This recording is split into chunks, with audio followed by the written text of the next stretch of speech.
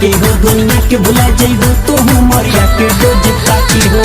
केहू ना प्यार वाला कले रसले सबके समान सुना ढीला गुप्ता से डराए कई बार भइल बा सुना ना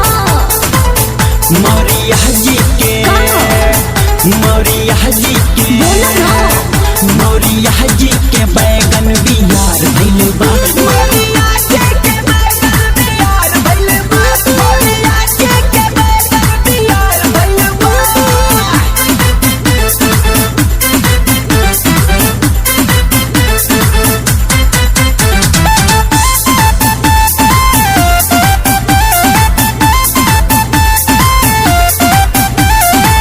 लागत बात तोहर बाबू के झोल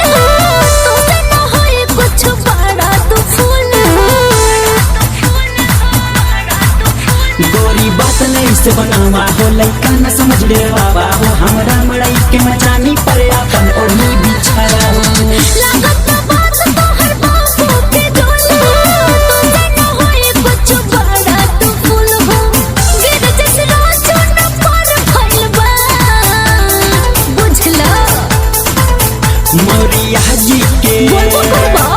मरिया जी के बोला ना